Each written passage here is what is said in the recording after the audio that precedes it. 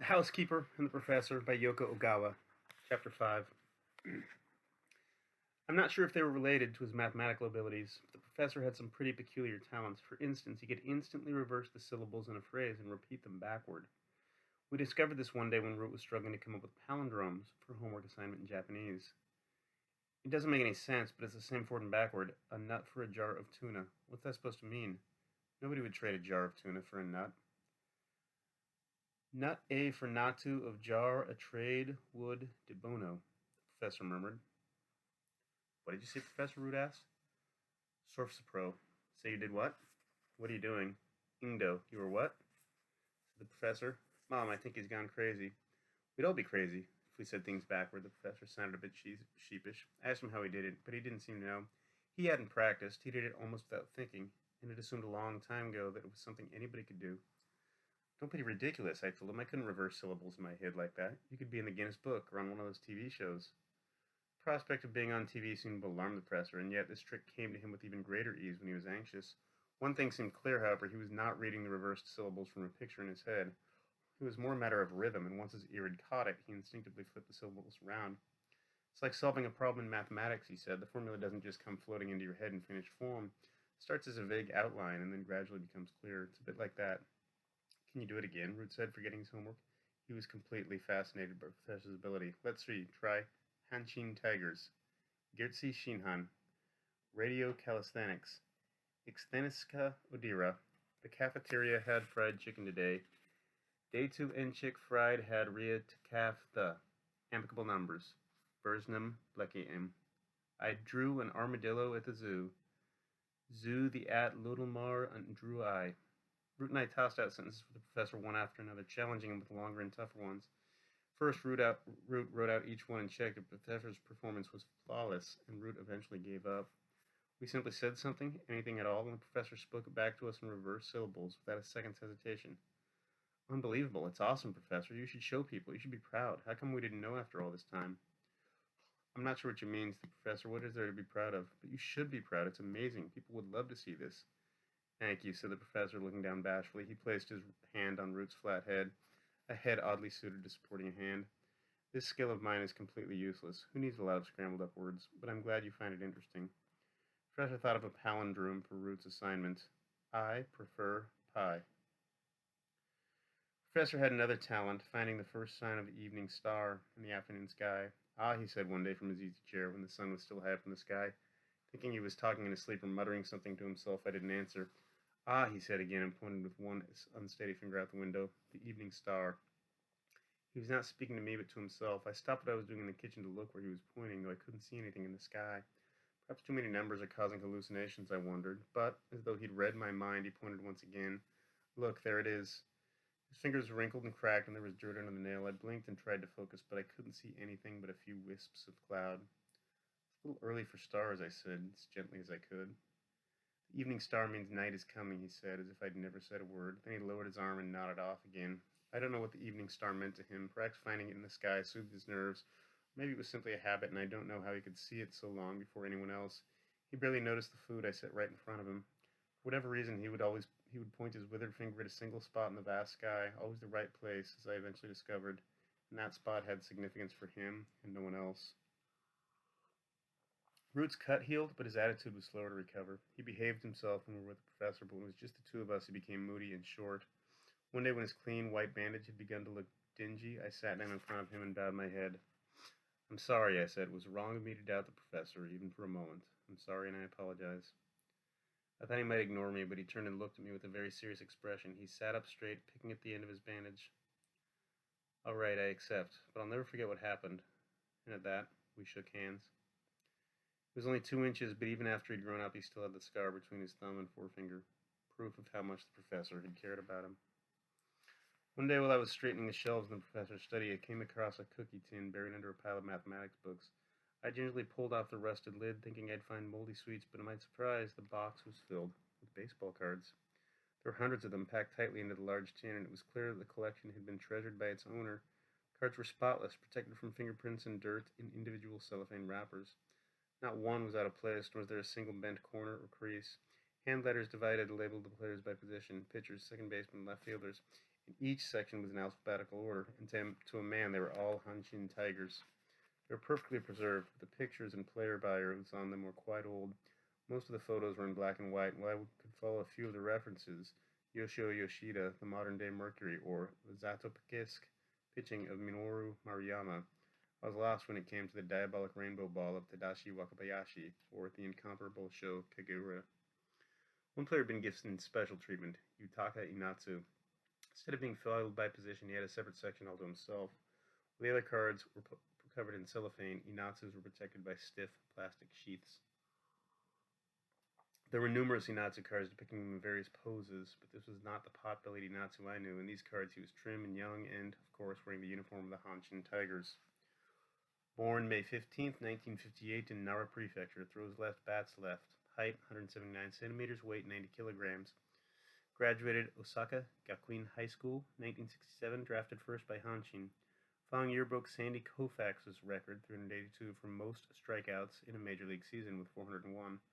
Struck out 9 consecutive batters in the 1971 All-Star Game. Nishinomiya. 8 failed to make contact. 1973 season pitched no-hitter. The lofty lefty, super southpaw. Inatsu's player profile and statistics appeared on the back of the card in the tiny print. Here he was, glove on his knee, reading the signals, or in full windup, or again at the end of the pitch, eyes boring into the catcher's mitt. Inatsu on the mound, his fierce stance like a Deva king guarding a temple. Now he's on his uniform, the perfect number, 28. I returned the cards to the box and pressed the lid down as carefully as I'd taken it off. Hidden farther back behind the shelves, I found a stack of dusty notebooks. Judging from the discoloration of the paper and ink, they were nearly as old as the baseball cards. Long years of pressure from the tightly packed books had loosened the string holding 30 or so folders. The covers were wrapped and bent. I flipped through page after page, but I found no Japanese, just numbers, symbols, and letters of the alphabet. Mysterious geometric forms were followed by equally strange curves and graphs, all the professor's work. The handwriting was younger and more vigorous, but the ribbon-like 4s and the slanted 5s were unmistakable. There's nothing more shameful for a housekeeper than to rummage through her employer's personal property, but the exquisite beauty of the notebooks made me oblivious. The formulas snaked across the pages by some logic of their own, ignoring the lines on the paper, and just when they seemed resolved into a kind of order, they would divide again, apparently into random strands. They were punctuated with arrows and root marks, and that symbol, and all sorts of other symbols. They covered the paper with dark blotches in some places, and traced faintly like delicate insect tracks in others.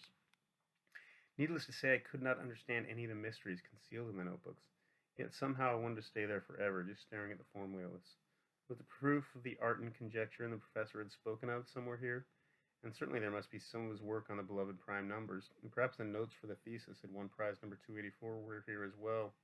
In my own way, I could sense all kinds of things, from the mysterious numbers and figures, the passion in a pencil smudge, the impatience of a crossed-out mistake, the certitude in a passage underscored with 2 thick lines. The glimpse into the professor's world thrilled me deeply. As I looked more closely, I began to notice scribbles here and there in the margins that even I could read, find terms of solution more carefully, invalid when only partially stable, new approach useless, will it be in time, 1400 with N in front of the library. Though these notes were simply scrawled in the spaces between the calculations, the handwriting here seemed much more purposeful than the scribbled notes attached to the professor's suit. In these pages, the professor had walked beyond beaten paths, looking for truth in a place no one knows. What had happened in front of the library at 2 o'clock, and who was in? I found myself hoping that the meeting had been a happy one for the professor. I ran my fingers over the lines of the formula, a long chain of numbers and symbols that flowed from one page to the next. As I followed the chain, link by link, the room faded, and I found myself in a dark, silent place of numbers. But I felt no fear, certain in the knowledge that the professor would guide me toward eternal and changeable truths. As I turned the last page of the last notebook, the chain abruptly broke, and I was left in the shadows. If I could have read on just a little further, I might have found what I was looking for, but the chain simply slipped from my fingers, and I would never grasp its end. "Excuse me," the professor called from the bathroom. "Sorry to bother you when you're busy." I quickly put everything back in its place. "Coming," I called, as brightly as I could. In May, I bought 3 tickets for the Tigers game against Hiroshima on June 2nd. Tigers played only twice a season in the town where we lived, and if you let the chance go by, it was a long wait until the next game. Root had never been to a ball game. In fact, with the exception of a trip to the zoo with his grandmother, he had never been to a museum or a movie theater or anywhere at all. From the time he was born, I had been obsessed with making ends meet, and somehow I had forgotten to make time to have fun with my son. When I found the baseball cards in the cookie tin, it had suddenly occurred to me that a baseball game might be just the thing for a disabled old man who passed his days wandering the world of numbers, and a boy who had spent nearly every day of his life waiting for his mother to come home from work.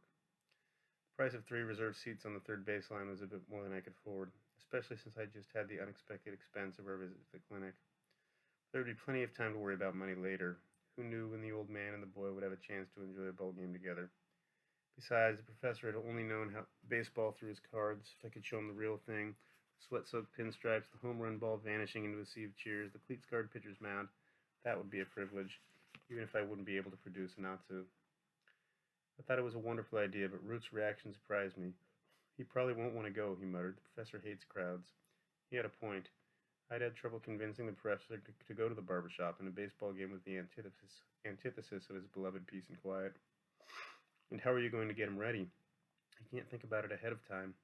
Root always showed amazing insight when it came to the professor. Everything's a surprise for him. He can't plan ahead. You spring something big on him out of the blue like this, he could die of shock. Don't be ridiculous, I said. What if we pin the ticket to his suit? I don't think it'd work, Root said, shaking his head. Have you ever seen him remember anything from all those notes?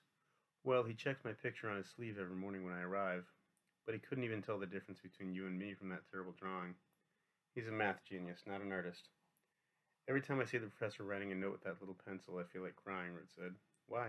Because it's sad, he said. He was almost angry now. I just nodded, unwilling to argue further. And there's one more problem, he added in a resigned tone of voice. None of the players he knew are still on the Tigers. They're all retired. He was right on again. If the players on his cards did not appear in the game, he would be confused and disappointed. Even the team uniform had changed since his day. The baseball stadium itself was bound up to the professor as well, with the fans drinking and shouting and screaming. It was the very opposite of a tranquil mathematical theorem. Root's fears were all just aside. I see what you mean, but I've already bought the tickets. Forget about the professor for a moment. Would you like to see the Tigers play? He looked down for a moment, perhaps trying to preserve his dignity, but he soon began to squirm, and finally, unable to contain himself, he danced all around me. Yes, he shouted, more than anything. He danced and danced, and then hung on my neck. Thank you, he said. It was rainy season, and we'd been worried about the weather, but June 2nd dawned bright and sunny. We set out on the 4:50 bus while there was still a good bit of light in the sky. Some of the other passengers seemed to be heading to the game as well. Root carried a plastic megaphone he had borrowed from a friend, and of course he wore his Tiger's cap. Every 10 minutes or so, he asked me if I remembered the tickets. I was carrying a basket of sandwiches in one hand and a thermos of tea in the other, but his constant questions made me uneasy. I found myself slipping my hand into the pocket of my shirt, just to be sure. The professor was dressed as always, a suit covered with notes, moldy shoes, pencils in his breast pocket. I told him about the baseball game at 3:30, exactly 80 minutes before the bus was due to depart. Root had already arrived from school, and we tried to bring up the game as casually as possible. At first, the professor didn't understand what we were saying. I don't think he was even aware that professional baseball was played at stadiums all over the country, that anyone who wanted to could buy a ticket and go to a game. Not that this was especially odd, since he had only recently learned that you could listen to a game on the radio. Until now, baseball had only existed in the forms of statistics and illustrated cards. You want me to go? He asked, sounding apprehensive. You certainly don't have to if you don't want, but we'd like you to come with us. To the stadium? On a bus? Thinking about things with the professor's special talent, if we left him alone, he might have considered the matter until long after the game had ended. And will we see Inatsu? He'd strike us where we were most vulnerable, but Root gave the answer we agreed on. Unfortunately, he played against the Giants at Koshin the day before yesterday, so he won't be pitching today. Sorry, Professor. You don't have to apologize, but it is a shame. Did he win the other day at least? Sure he did, his 7th win of the season. At the time, in 1992, the pitcher who wore number 28, Yoshiro Nakata, played only rarely due to a shoulder injury. It's hard to know whether it was lucky or unlucky that no one in the dugout would be wearing number 28. If the player wearing Inatsu's number wasn't a pitcher, the professor would have realized something was wrong, but if he'd seen number 28 throwing in the bullpen, perhaps he wouldn't be able to tell the difference. He'd never seen Inatsu play, so he wouldn't recognize his windup. But if the Tigers decided to play Nakata, there would have been no mistaking him from the mound, and the professor's shock could have been terrible. Nakata was not even a lefty, like Inatsu. It would have been easier all around if there were no 28 at all. Let's go, Root urged. It'll be more fun if you come too. And that was enough. The professor decided to go. He sat gripping the arms of his seat all the way to the stadium, just as he had at the barber shop.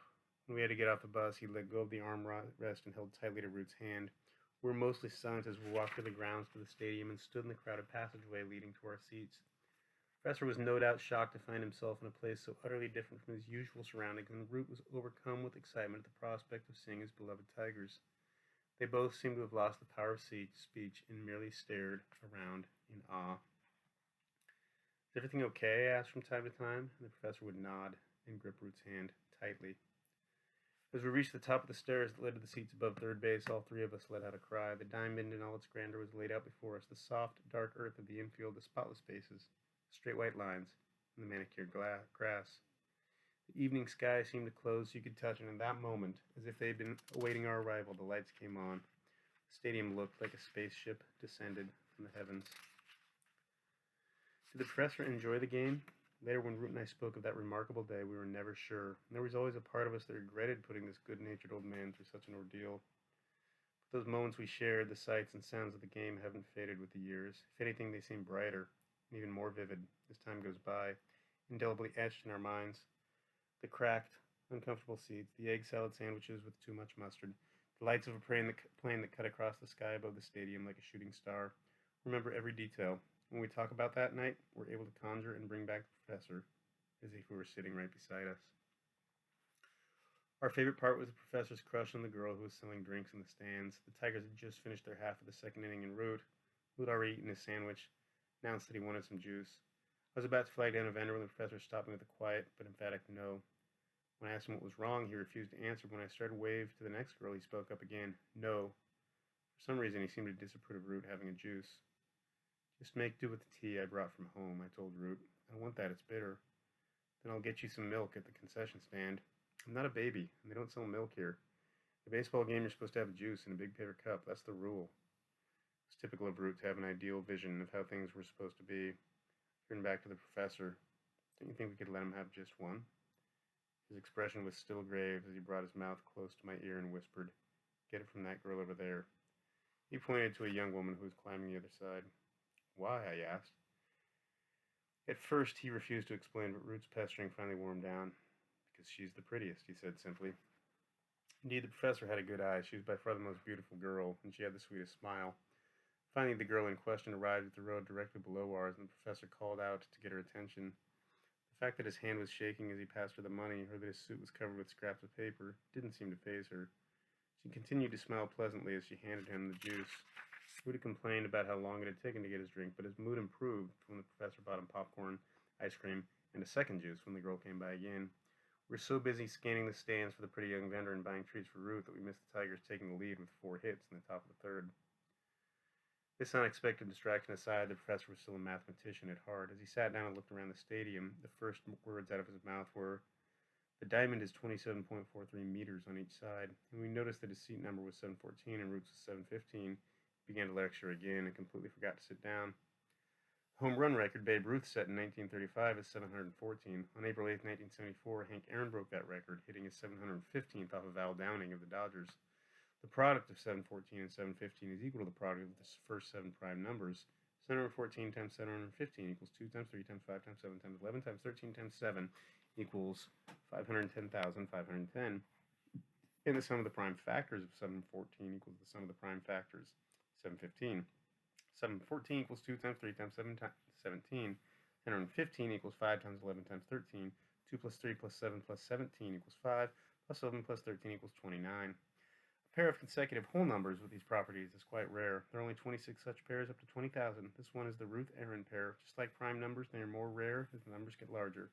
And 5 and 6 are the smallest pair, but the proof to show that those pairs are infinite in number is quite difficult.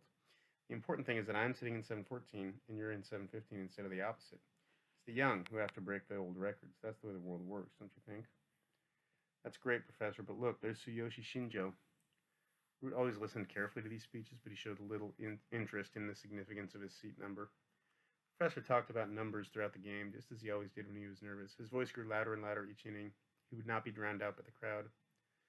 The starting pitcher, Nakagomi, was greeted with a tremendous cheer, and he was announced and headed out to the mound. At the same moment, the professor said, "The height of the mound is 10 inches, or 25.4 centimeters. The infield slopes at a rate of 1 inch per foot for the first 6 feet toward the plate." He noticed that the first 7 men in the order for Hiroshima hit left-handed. Left-handed hitters against left-handed pitchers have a cumulative batting average of .2568. Right-handed hitters hit .2649 against right-handed pitchers. Or when Nishido and the Hiroshima team stole a base and the crowd booed. It takes .8 seconds from the time the pitcher begins his windup to the time he releases the ball. In this case, the pitch was a curveball that took .6 seconds to reach the catcher's mitt and then 2 full seconds for the catcher to throw at second base, which means the runner had 3.4 seconds total to run the 24 meters from first to second base without being thrown out, running at more than 7 meters, or 25.2 kilometers per hour. Fortunately, his commentary did not cause us any trouble since the group to our left politely ignored him, while the man sitting to our right was amused. He helped us to keep the professor calm. You seem to know a lot more about it than that lousy announcer, he said. You make a great scorekeeper. Why don't you figure out how the Tigers can win the pennant? When he wasn't cheering for the players on the field, he appeared to listen carefully to everything the professor said, even though I doubt he could understand it. Thanks to this kind man, the professor's mathematical commentary moved beyond the little of farce and in some sense revealed a kind of logic to the game. For that, the man shared his peanuts with us. The Tigers held their lead through the fifth inning on hits from Wada and Kuji. The sun had gone down and the evening grew chilly, so I made Root put on his jacket and I handed the professor his lap robe. And I was busy wiping everyone's hands before we ate, and by the time we were properly settled, I was amazed to see that 2 more runs had been scored. Root, beside himself with happiness, was screaming through his megaphone while the professor, resting his sandwich on his lap, applauded awkwardly. He'd become completely absorbed in the game. The angle of the ball flying off the bat would leave him marveling, squinting at the field and nodding. From time to time, he would peek into the picnic basket of the people sitting in front of us or glance up at the moon shining between the branches of the poplars just outside the stadium. Hanshin fans seemed to dominate the stands behind third base. There was blanketed